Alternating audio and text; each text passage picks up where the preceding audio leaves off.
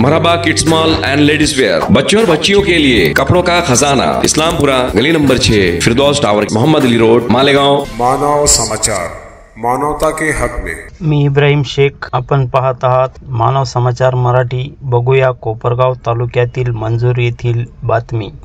गोदावरी नदी पात्रात मंजूर येथील तरुण बेपत्ता, प्रशासनाच्या वतीने शोध कार्य सुरू। दारणा धरणातून गोदावरी नदीत पाण्याचा विसर्ग सोडण्यात आल्याने नदीच्या किनारी असलेल्या विद्युत मोटारी व पाईप वाहून जाऊ नये यासाठी पाईप व विद्युत मोटार बाहेर काढण्यासाठी कारवाडी हांडेवाडी येथील शेतकरी संतोष भीमाशंकर तांगतोडे हा 25 वर्षीय तरुण नदीमध्ये मोटार काढण्यासाठी गेला असता पाण्याच्या प्रवाहाचा अंदाज न आल्याने संतोष भीमाशंकर तांगतोडे पाण्यात वाहत गेल्याने बेपत्ता झाला असून सध्या नदीमध्ये पाण्याचा प्रवाह जास्त असून देखील शोध कार्य सुरू असल्याने कोपरगावचे तहसीलदार संदीप कुमार भोसले यांनी सांगितले आहे।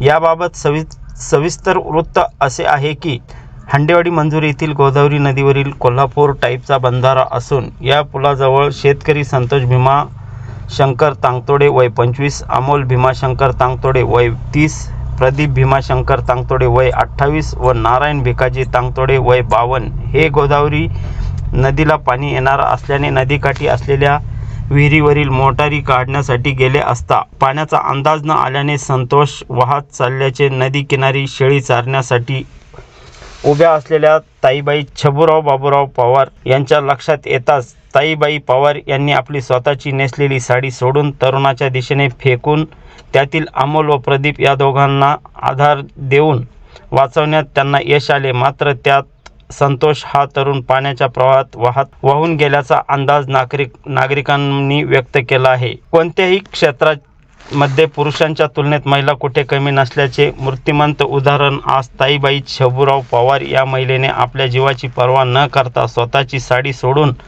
तरुणाच्या दिशेने फेकून पाण्याच्या प्रवाहात वाहून जाणाऱ्या दोघांना त्यांनी आधार देऊन पाण्याच्या बाहेर काढून जीवदान दिले, त्यामुळे त्या वीर माता आहे। संदीप कुमार भोसले यांनी अशी प्रतिक्रिया व्यक्त केली। त्यानंतर प्रशासनाच्या वतीने शोध कार्य सुरू केले। मात्र अमोल व प्रदीप हे त्या पाण्यामध्ये गुदमरले होते। त्यांना पाण्याबाहेर घेऊन छाती दाबून उलटे करून पोटातील पाणी काढून त्यांना पुढील उपचारासाठी कोपरगाव येथे हॉस्पिटलला पाठवण्यात आले असून त्यांची प्रकृती स्थिर असल्याचे नातेवाईकांनी सांगितले आहे।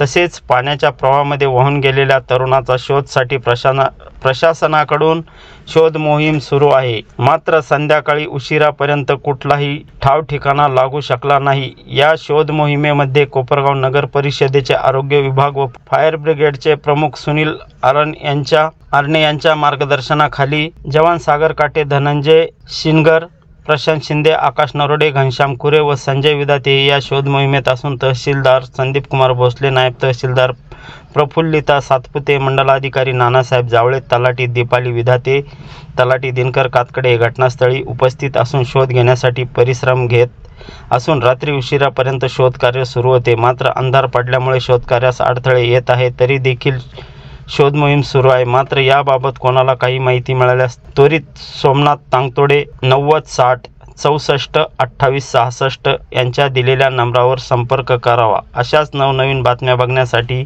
बघत रहा मानव समाचार मराठी, सत्य नेहमी सत्यासोबत।